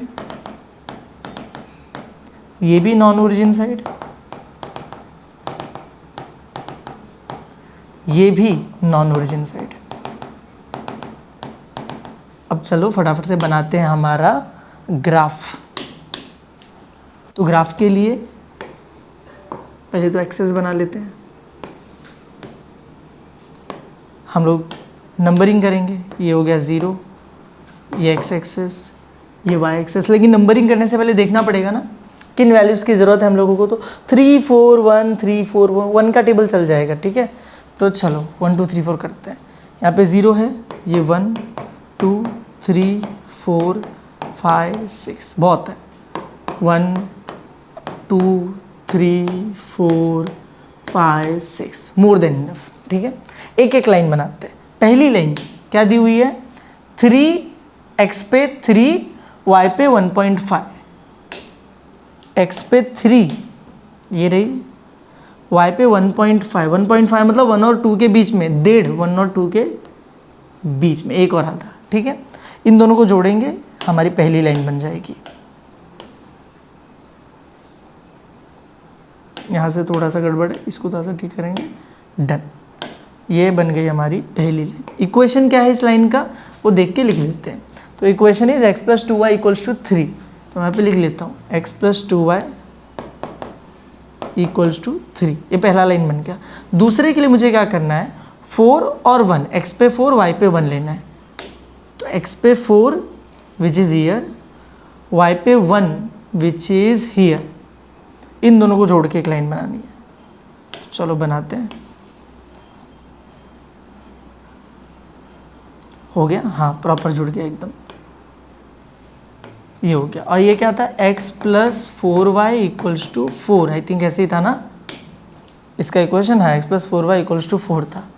तो ये हमारी सेकेंड लाइन भी बन के रेडी है। तीसरी लाइन हमें लग क्या दिख रहा है हम लोगों को, तीसरा इज 1 और 3, x पे 1 y पे 3, तो x पे 1 मतलब इधर पे, y पे 3 मतलब इधर पे, इन दोनों को जोड़ेंगे। अरे बहुत ही गलत, ये तो हो गया, हाँ डन। ये इसका इक्वेशन क्या था याद है किसी को, 3x plus Y equals to 3, तो this is 3x plus Y equals to 3, simple. अब मैंने क्या बोला था, ये तीनों ही नॉन ओरिजिन है। हमने 2 क्वेश्चन सॉल्व किए, एक में 3 सब ओरिजिन थे, 2 थे दोनों ओरिजिन थे, तो सबसे अंदर ले लिया हमने। एक ओरिजिन एक नॉन ओरिजिन तो बीच में आता है, वही हमने किया। सारे के सारे अगर नॉन ओरिजिन हो तो हम लोग जाते हैं बाहर, नॉन ओरिजिन मतलब ओरिजिन से दूर जा रहे, दूर जा रहे, दूर जा रहे, सब बाहर जा रहे हैं, तो हम लोग सबसे बाहर का एरिया लेंगे। सबसे बाहर का एरिया किधर है यहाँ पे सर जी? तो देखो ध्यान से देखो, ये है सबसे बाहर का एरिया, दिख रहा है तुम लोगों को? दिस इज सबसे बाहर का एरिया। अब ये ना बहुत आगे तक जा सकता है, ये पूरा ही एरिया है, उतना हम बना नहीं पाएंगे, इसलिए हमने इतना सा बना के छोड़ दिया है, लोग समझ जाते उतने में, ठीक है। ये है हमारा सबसे बाहर का area and this is our feasible region. यही क्या है? Feasible region. Very very simple, ये भी आसान है। सबसे बाहर नॉन ओरिजिन, सबसे अंदर ओरिजिन, दोनों है तो बीच में आ जाओ। अब चलो ये हो गया, इसके बाद लिखते हैं कॉर्नर पॉइंट्स। 1 मार्क्स मिल गया हम लोगों को यहाँ पे भी, टेबल का 1 मिल गया, इसका 1 मिल गया, 2 हो गया। Corner points of feasible region. तो चलो कॉर्नर पॉइंट्स कौन कौन से हैं निकालते हैं। तो मुझे दिख रहा है कॉर्नर पॉइंट्स में फिजिबल रीजन का ही देखना, कोई भी रैंडम मत उठा लेना। तो फिजिबल रीजन ये रहा, ये एक कोना है जो इससे जुड़ा हुआ है, ये भी देखो एक कोना है, ध्यान से देखते जाओ, ये भी एक कोना है, ये भी देखो, ये भी कोना तो इससे जुड़ा है, ये भी एक कोना इससे जुड़ा है, देख रहे हो, ये भी कोना है, ये भी कोना है, ये भी कोना है, और ये भी एक कॉर्नर इससे जुड़ा हुआ। तो अगर तुम ध्यान से देखोगे तो इससे जुड़े 4 कोने हैं टोटल, 1 2 3 4। अंदर वाले मत ले लेना, इसको मत बोल देना, ये उससे जुड़े हुए नहीं है। ये 4 कॉर्नर पॉइंट्स है जो उससे जुड़े, इनको नाम देना पड़ेगा हमें। तो एक काम करता हूँ, उसका नाम देता हूँ A B C और D, ABCD नाम दे दिया। अब हम लोग यहाँ पे लिखते हैं फटाफट से, ठीक है। तो A B C और D। ए वाला पॉइंट जो है वो मुझे दिख रहा है साफ साफ, किधर है? ए ये रहा, y एक्सेस पे है ना, तो इसके लिए x तो 0 होगा और y की वैल्यू 3। b जो है, अब b बीच में देख रहे हो, हवा में लटक रहा है, सॉल्व करके निकालना पड़ेगा, ऐसे नहीं मिलेगा, छोड़ो इसको। c भी ऐसा ही है, हवा में लटक रहा है, नहीं मिल पाएगा ऐसे, देखो ना हवा में लटक रहा है c भी। d मिल जाएगा, d x एक्सेस पे है, x एक्सेस के लिए y 0 होता है और x की वैल्यू कितनी दिख रही है यहाँ पे 4। मुझे b और c सॉल्व करके निकालना पड़ेगा, और कैसे सॉल्व करते हैं? साइमल्टेनियसली सॉल्व करते हैं। तो एक एक करके करते हैं, टू फाइंड b, ठीक है। और इसको फटाफट बिना एडिंग सब्ट्रैक्टिंग लिखे सॉल्व करने का, क्योंकि हमें आंसर के मार्क्स मिलते हैं, उस सोल्यूशन के नहीं मिलते। b किधर दिख रहा है मालूम है? b इधर पे। यहाँ पे 3 इक्वेशन है, कौन से 2 इक्वेशन को सॉल्व करोगे ये भी तो डिसाइड करना पड़ेगा ना। तो b अगर तुम ध्यान से देखो ना, तो b जो है ना वो इधर बन रहा है, और ये कैसे क्रिएट हो रहा है पॉइंट? देखो b इधर पे, ये कैसे क्रिएट हो रहा है पॉइंट? ये वाली लाइन है, ये कौन सी लाइन है? ये वाली लाइन, 3x + y = 3। देखो ये वाली लाइन है, और ये जो दूसरी लाइन है ना, देखो ये है, ये वाली लाइन, x + 2y = 3। समझे? कोई भी पॉइंट 2 ही लाइन के कटने पर बनता है ना, वो 2 लाइन हमने निकाल ली, एक ये वाली लाइन, एक ये वाली लाइन, हमने दोनों के इक्वेशंस लिख लिए। देखो इसीलिए ये इक्वेशंस लिखना ज़रूरी है, ताकि मुझे पता चले ये कौन सी लाइन है, मुझे पता चले ये कौन सी लाइन है, ठीक है। वो दोनों लिखे, अब हम लोग इसको सॉल्व कर देते हैं फटाफट से। अच्छा, जब सॉल्व करने जाओगे तो कैसे सॉल्व किया जाता है? एक्स नहीं तो वाई, किसी का एक का कोएफिशिएंट सेम होना चाहिए। तो यहाँ पे x के बाजू में 3, x के बाजू में 1 है, अलग अलग है। x के बाजू में 1 है, x के बाजू में 2 है, अलग अलग है। सेम नहीं है, सेम बनाना पड़ेगा। कैसे सेम बनाएंगे? यहाँ पे देखो दिख रहा है 3, इसके बाजू में भी 3 लेकर आते हैं। कैसे लेकर आएंगे? मल्टीप्लाई बाय 3 करके। इसको मल्टीप्लाई बाय 3 करता हूँ ना, ये x से हो जाएगा 3x, ये 2y हो जाएगा, 2 3 6y हो जाएगा, 3 3 9। लो सबको 3 से मल्टीप्लाई कर दिया, आ गया। अब मुझे दिख रहा है पहला वाला इक्वेशन और तीसरा वाला इक्वेशन। लिखता हूँ पहला वाला, तीसरा वाला, दोनों में 3 3 सेम हो गया। अब क्या करूँ? सब्ट्रैक्ट कर देता हूँ दोनों को। सब्ट्रैक्ट करूँगा तो नीचे सबका साइन चेंज हो जाएगा, 3x - 3x कैंसिल हो जाएगा, y और -6y -5y हो जाएगा। यहाँ पे 3 - 9 वुड बी -6, ठीक है। अब माइनस माइनस दोनों साइडें तो कटेंगे, 5 यहाँ पे मल्टीप्लाई हो रहा है, वहाँ जाके डिवाइड हो जाएगा। करो डिवाइड करो, 1.2। y की वैल्यू कितनी आ गई? 1.2। अभी 1.2 पुट करते हैं किसी भी इक्वेशन के अंदर। सबसे सिंपल इक्वेशन ये वाला दिख रहा है, इसमें पुट करते हैं। तो लिखता हूँ मैं, पुट y = 1.2। सीधे इसमें पुट करो, x प्लस 2 वाई की जगह कितना 1.2 इक्वल्स टू 3। तो x प्लस 2 इंटू ये देखो 2 12 से कितना होता है 24, तो ऐसे आएगा, बस बीच में पॉइंट होगा, प्लस 2.4 उधर भेज दो, क्या हो जाएगा वहाँ जाके माइनस 2.4। 3 में से 2.4 कैसे माइनस करोगे, ऐसे 3.0 में से माइनस 2.4, तो 10 में से 4 गया 6, 3 में से 2 गया 1, कितना बचेगा, सॉरी 10 में से 4 गया 6, लेकिन इसको 10 बनाया कैसे, इससे कैरी लेके 10 बनाया ना, तो 2 में से 2 गया 0, 0.6 तुम्हारा आंसर आएगा। ठीक है, तो आंसर इज 0.6 मिल गया। तो मुझे मेरा पॉइंट बी मिल गया है, बी इज़ 0.6। पहले x की वैल्यू लिखते कभी भी, देन y की वैल्यू 1.2 हो गया। अब हमें सेम ऐसे ही क्या निकालना है, c निकालना है। तो अब हम लोग दोबारा लिखेंगे टू फाइंड c, नीचे आते हैं टू फाइंड c।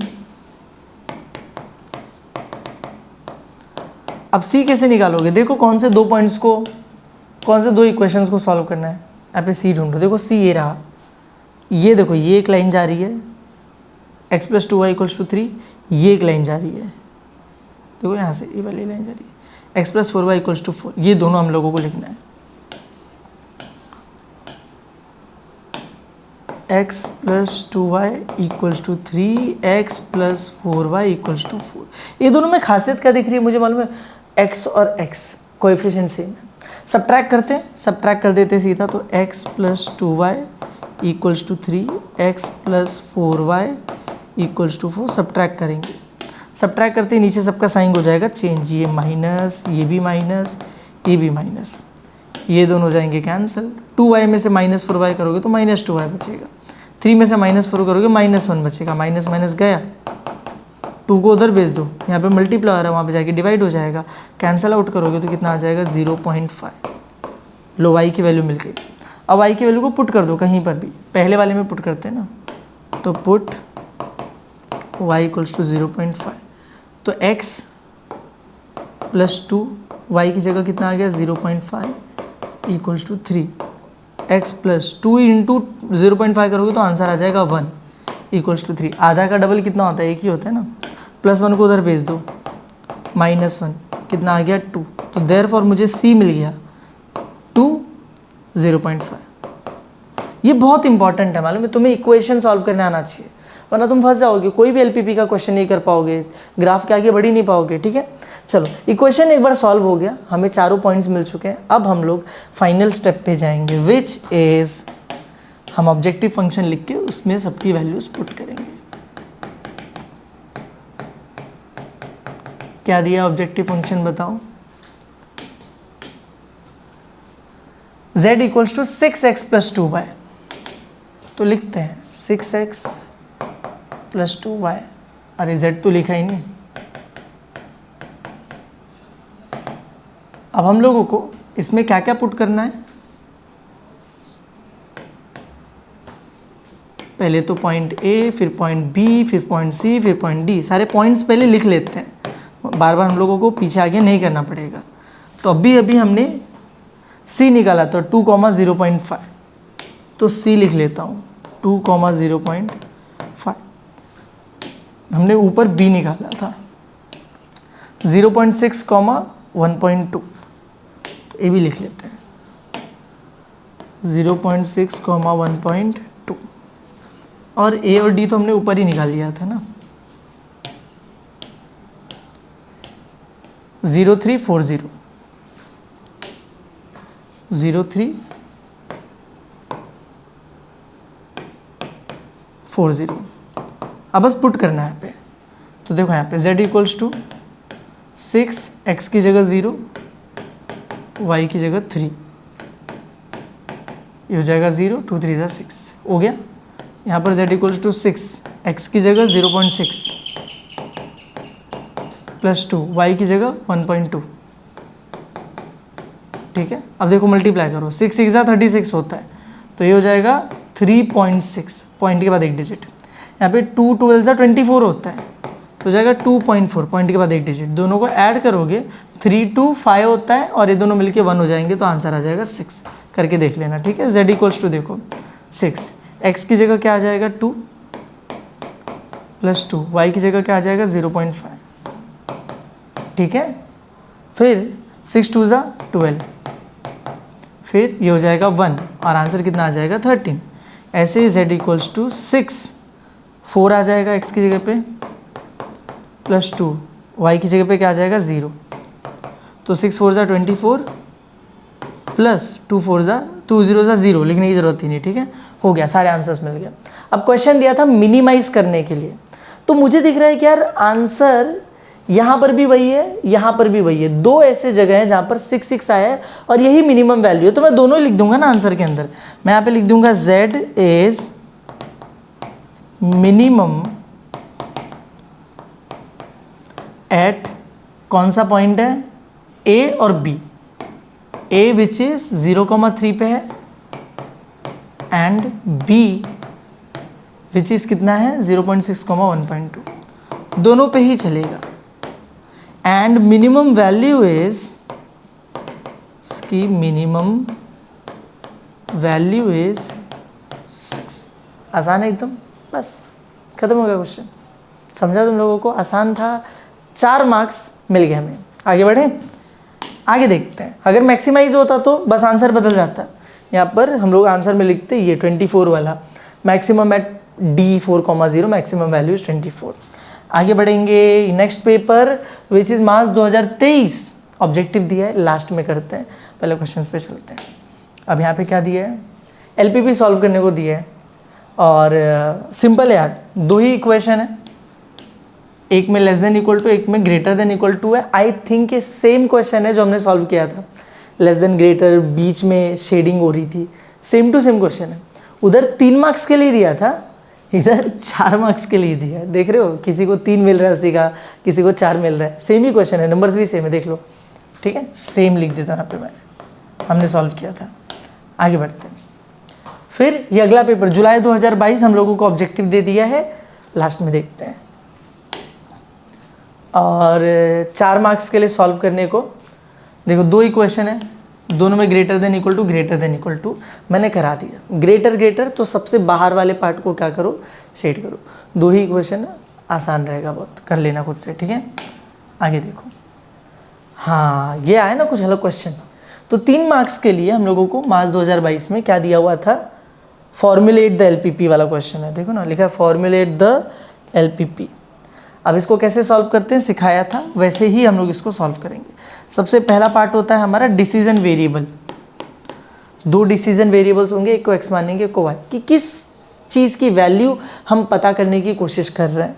तो यहाँ पर अगर मैं देखूँ तो यहाँ पर सीधे सीधे लिखा है the cost of fodder 1 is ₹3 per unit, cost of fodder 2 is ₹2 per unit. तो कुछ फॉर्डर की बात हो रही है, फॉर्डर 1 फॉर्डर 2, इतना तो मुझे समझ में आ गया। फिर भी एक बार क्वेश्चन रीड करते हैं। लिखा in a cattle breeding firm, cattle breeding firm, cattles मतलब जहाँ पे गाय भैंस पशुएं पाली जाती हैं, ठीक है।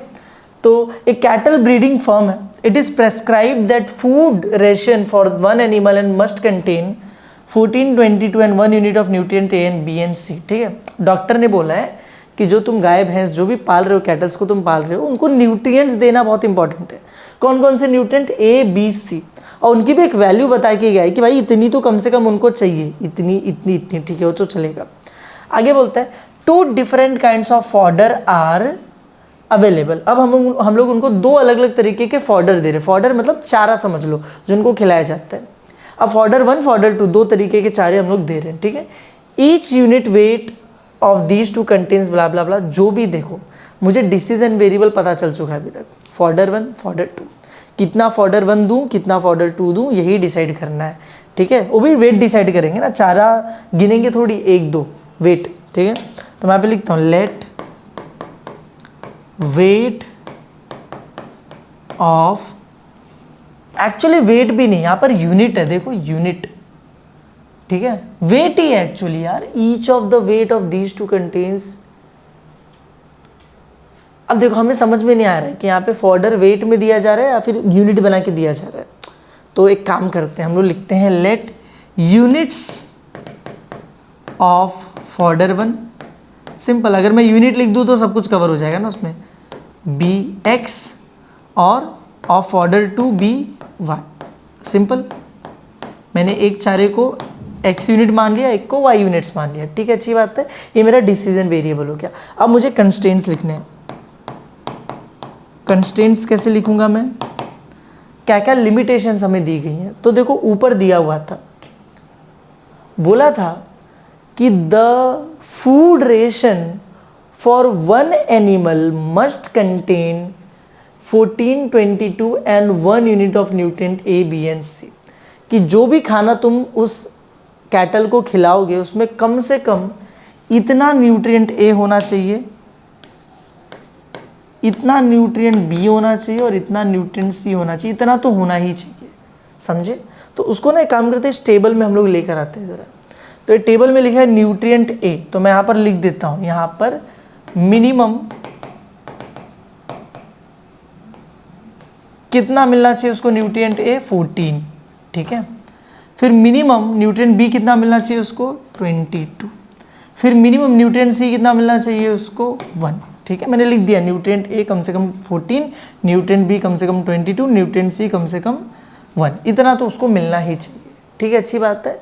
अब ये जो टेबल बना है ना, इसका यूज़ करके हम लोग निकालेंगे हमारे कंस्ट्रेंट्स। तो देखो कंस्ट्रेंट्स कैसे निकलते, बहुत सिंपल है। मुझे यहाँ पे क्या बोला है कि फॉर्डर 1 के अंदर न्यूट्रिएंट ए 2 यूनिट होता है। देखो ऐसे समझा है, फॉर्डर 1 के अंदर जो न्यूट्रिएंट ए है वो कितना पाया जाता है, सिर्फ 2 यूनिट। फॉर्डर 2 के अंदर न्यूट्रिएंट ए कितना पाया जाता है, सिर्फ 1 यूनिट, ठीक है। फॉर्डर ए खिलाया, 2 यूनिट न्यूट्रिएंट ए मिल गया। फॉर्डर 2 खिलाया, 1 यूनिट मिल गया। लेकिन मुझे सिर्फ 2 यूनिट 1 यूनिट नहीं देना है, मेरे को कितने यूनिट्स देने न्यूट्रिएंट ए के, 14 यूनिट्स देने हैं उनको।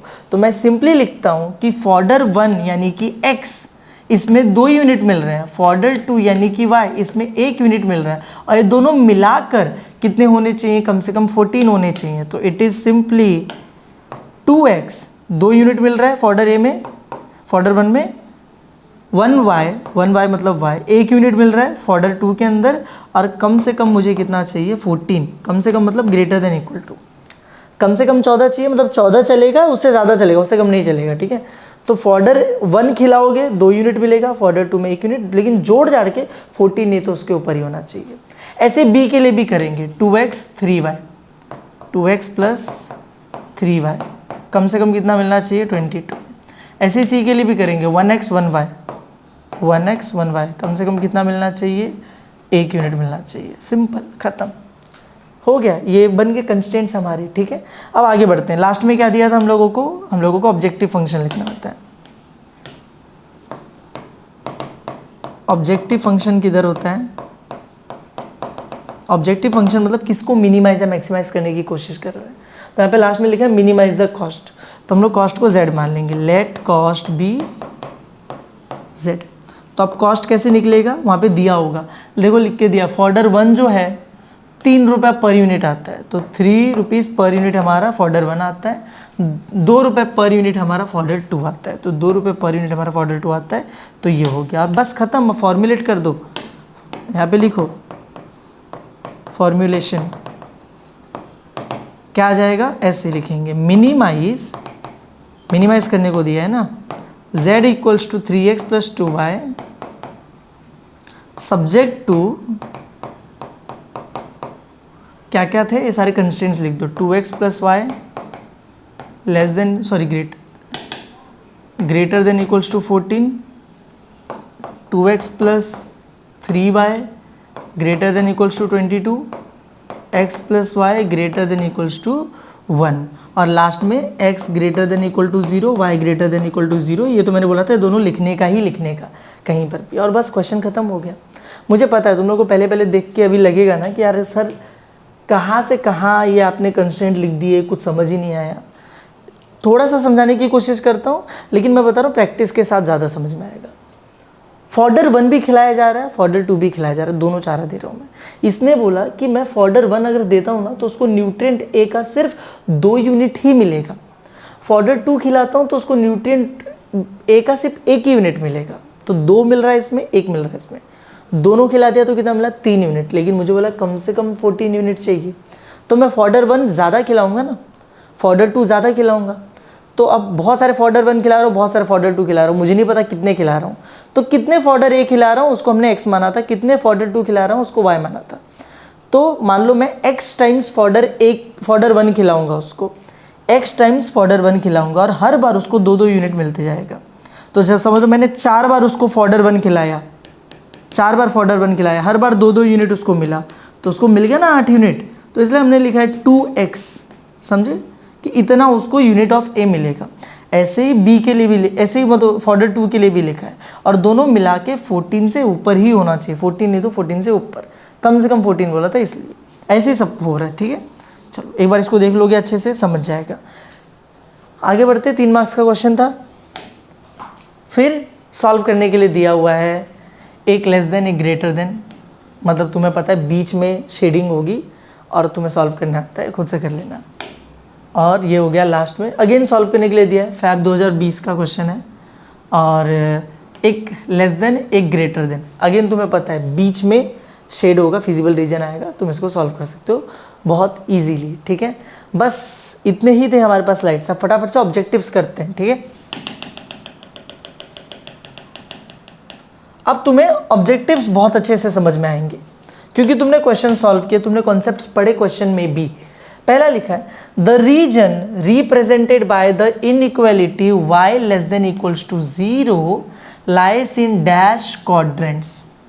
मुझे बताया है कि y is less than equals to 0, y की वैल्यू 0 से छोटी होगी नहीं तो 0 होगी, 0 नहीं तो 0 से छोटी मतलब नेगेटिव। 0 से छोटा क्या होता है? नेगेटिव। मतलब मेरा जो y है वो क्या रहने वाला है? नेगेटिव रहने वाला है। कौन कौन से क्वाड्रेंट में y नेगेटिव होता है मुझे बताना है। तो मैं यहाँ पर आता हूँ, मैं यहाँ पर देखता हूँ मेरा y एक्सेस किधर है, ये रहा y एक्सेस। ये ऊपर पॉजिटिव है, नीचे नेगेटिव है, देखो इधर नेगेटिव है। और इधर कौन कौन से क्वाड्रेंट आते हैं नेगेटिव y में? ये मेरा y नेगेटिव, क्वाड्रेंट 3 और क्वाड्रेंट 4, ये दोनों में ही y क्या होता है? नेगेटिव होता है। तो मैं यहाँ पे आंसर में लिखूँगा क्वाड्रेंट 3 एंड क्वाड्रेंट 4। समझे? मेरा फाइनल आंसर है। इजी था एकदम चिंदी। क्वाड्रेंट 3 क्वाड्रेंट 4, ठीक है। अब यहाँ पर आ जाओ। The optimum value of the objective function of LPP occurs at the centre of the feasible region. True false का क्वेश्चन है। वो बोल रहा है कि जो मेरा फाइनल ऑप्टिमल वैल्यू आता है, ऑप्टिमल मतलब मिनिमम या मैक्सिमम वैल्यू जो भी आती है, वो मेरे फिजिबल रीजन के सेंटर में आती है। नहीं, तुमने इतने सारे क्वेश्चन सॉल्व किए, कॉर्नर पॉइंट्स पे आंसर मिलता है, सेंटर में थोड़ी मिलता है। तो दिस इज फॉल्स। इजी। चलो आगे बढ़ते हैं। फिर ये तो सॉल्व किया हुआ है। हाँ, यहाँ पे देखो वापस से दिया है the region represented by the inequalities x less than equal to 0, y less than equal to 0, मतलब x भी नेगेटिव y भी नेगेटिव। कौन से क्वाड्रेंट में आएगा? देखो बताता हूँ। ये रहा, यहाँ पर x पॉजिटिव होता है, यहाँ पर x नेगेटिव होता है, यहाँ पे y पॉजिटिव होता है, यहाँ पे y नेगेटिव होता है। मुझे बोला दोनों ही नेगेटिव है, दोनों नेगेटिव है, ये भी नेगेटिव ये भी नेगेटिव, मतलब ये रहा, ये है हमारा third quadrant, first second third quadrant. Starting में दिखा था, उसका स्क्रीनशॉट लेके रखो, उसको देख के बता सकते हो। थर्ड क्वाड्रेंट है और यहाँ पे दिया क्या? First quadrant. फॉल्स। ये ट्रू फॉल्स का क्वेश्चन है, ये क्या आ जाएगा? फॉल्स आ जाएगा। समझे? चलो आगे बढ़ते हैं। आगे क्या दिया है? The optimal value of the objective function is attend at the corner points of feasible region. Very simple कि हमारा जो ऑप्टिमल वैल्यू है वो किधर मिलता है? ऑब्जेक्टिव फंक्शन का corner points of the feasible reason, कोने कोने में मिलता है। इजी। चलो आगे बढ़ते हैं।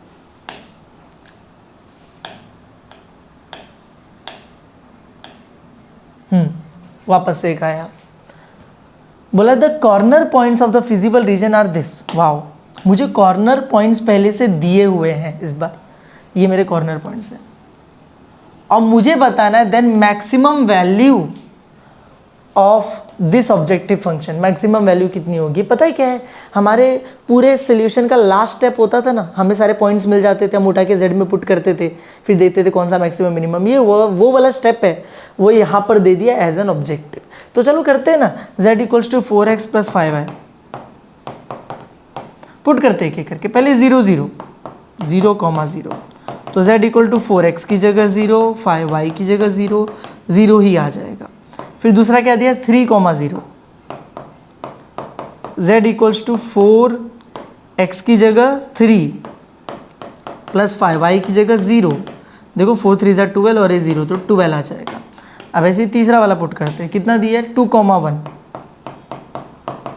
z इक्वल्स टू 4x की जगह 2, y की जगह 1, 4 2 ज़ा 8, 5 1 ज़ा 5, 8 प्लस 5 कितना आ जाएगा 13। फिर लास्ट में क्या दिया है 0,7/3, z इक्वल्स टू 4x की जगह 0 प्लस 5 y की जगह 7/3, 4 0 ज़ा 0 होता है, यहाँ पे 5 7 ज़ा ऊपर ऊपर मल्टीप्लाई होगा 35 और अपॉन में 3, दोनों को डिवाइड करते हैं ना एक बार, तो 3 10 ज़ा 30 होता है, 3 11 ज़ा 33 होता है, 11 ज़ा 33, पॉइंट के बाद 2 बचेगा, ठीक है, नहीं मतलब 11 ज़ा 33 होगा तो 2 बच जाएगा, तो 2 तो आता नहीं 3 की टेबल में, तो पॉइंट लेना पड़ेगा, तो 20 और 20 नहीं आता है तो 3 6 ज़ा 18, तो 11.66 कुछ आएगा। मुझे मैक्सिमम वैल्यू बतानी है, क्या बतानी है मैक्सिमम। मैक्सिमम किधर दिख रहा है, देखो ये रहा maximum 13 which is at point 2,1, तो मेरा आंसर है 13, ये रहा ना, बस सिंपल एकदम। आगे आते हैं, नीचे देखते हैं क्या दिया हुआ है, graphical solution set of the inequalities x greater than equal to 0, y less than equal to 0, quadrant का क्वेश्चन है। x greater than equal to 0 मतलब x positive, y less than equal to 0 मतलब y नेगेटिव। देखो ये तुम्हारे axes हैं, this is x, this is y, x इधर positive होता है इधर नेगेटिव होता है, y इधर पॉजिटिव होता है इधर नेगेटिव होता है। अब ढूंढो उसमें x positive y negative, x positive y negative, ये कौन सा क्वाड्रेंट है सर जी, this is my fourth quadrant, तो आंसर आ जाएगा फोर्थ क्वाड्रेंट। समझे, क्वाड्रेंट वाला डायग्राम इसीलिए दिखाया था क्योंकि इंपॉर्टेंट है, ऑब्जेक्टिव्स में आता है। आगे बढ़ते हैं, चलो इधर देखो दोबारा से, optimal value of the objective function अगर the centre of the feasible region, true false है, सेंटर में आता है क्या, नहीं, कॉर्नर में आता है, फॉल्स आ जाएगा। The constraint that a factory has to employ more women than men is given by, मुझे कंस्ट्रेंट सिर्फ लिखना, इक्वेशन लिखना है यार सीधे सीधे, तो बोला है कि मोर वुमेन देन मेन, मतलब लड़कियां ज़्यादा होनी चाहिए लड़के कम होने चाहिए, मतलब y लड़कियां मतलब y वो ग्रेटर होनी चाहिए लड़के यानी x से, more women than x, y is more than x, women are more than men, simple और ख़त्म हो गया, इजी था अभी। आगे देखो और बस ख़त्म, इतना ही था। और मैंने तुम लोगों को एक चीज़ बोली थी लास्ट में, मैं तुम्हें बता दूंगा कि यार ये जो दिया रहता है लास्ट में इसका क्या मतलब होता है, इसको यूज़ तो करते नहीं क्वेश्चन में, ये सिंपली मुझे ये बता रहा है कि x और y दोनों ही ग्रेटर देन इक्वल टू 0 है, इसका मतलब x भी पॉजिटिव है y भी पॉजिटिव है, मतलब मेरा जो ग्राफ बनेगा वो बनेगा फर्स्ट क्वाड्रेंट के अंदर। किस में बनेगा, फर्स्ट क्वाड्रेंट। 4 क्वाड्रेंट होते थे, फर्स्ट, सेकेंड, थर्ड और फोर्थ, लेकिन हम लोग हर बार ग्राफ के लिए सिर्फ इतना बना रहे थे ना, हमेशा देखो सिर्फ फर्स्ट क्वाड्रेंट बनाते थे, पॉजिटिव पॉजिटिव वाला, ये भी पॉजिटिव वो भी पॉजिटिव, हम ये तीनों नहीं बनाते थे। क्यों, क्योंकि क्वेश्चन में दिया रहता था x पॉजिटिव y पॉजिटिव, मतलब आंसर फर्स्ट क्वाड्रेंट में ही आएगा, ग्राफ इधर ही बनेगा, समझे, इसीलिए वो दिया रहता है, इजी। चलो तो बस इसी के साथ ये वन शॉट लेक्चर या फिर PYQ लेक्चर जो बोल रहे हो इसको यहीं पे ख़त्म होता है। अगर वीडियो पसंद आया हो तो वीडियो को लाइक करना, चैनल को सब्सक्राइब करना। मिलते हैं नेक्स्ट वीडियो में, थैंक यू।